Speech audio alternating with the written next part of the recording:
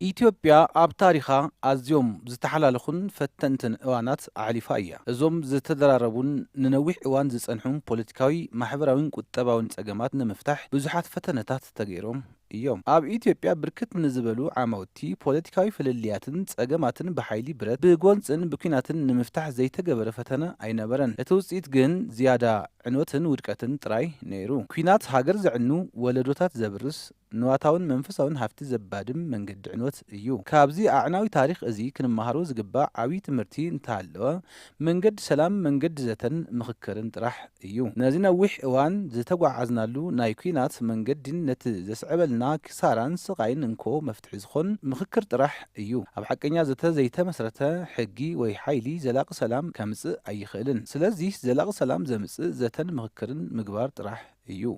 በዚ መሰረት ኢትዮጵያውያን ጸገማቶም ንምፍታሕ ካብ 1234 ወረዳታት ሃገርናን ካብ ዝተፈላለዩ ፖለቲካዊ ፓርቲታት ዳያስፖራታት ዝተወከሉ 4000 ዜጋታት ዝሳተፍሉ ሃገራዊ ምኽክር ዋዕላ ጀሚሩ ኣሎ።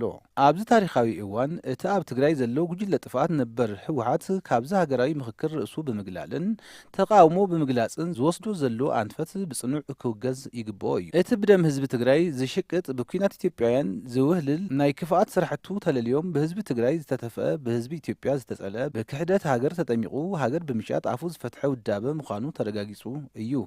እዚ ውዳበ ጥፍኣት ሃገር እውን የብሉን ወገን እውን ኣይፋሉን። ስለዚ እቲ ህዝቢ ብዘተ ጸገማቱ ንክፈትሕ ዋላ ሓንቲ ድሌት የብሉን። ጉጅለ ጥፍኣት ነበር ህወሓት ንውልቀ ረብሓውን ጻምእ ጉጅላዊ ስልጣኑን ክብል ህዝቢ ትግራይ ድምፁ ዘስምዐሉ መሰረታዊ ሕቶታቱ ብሰላማዊ መንገዲ ዝምልሰሉን ዕድል ክዓጽቦ ምፍታኑ ዘይሕጋዊ ክያዶን ፍጹም ኢሰብኣዊን ተግባር እዩ።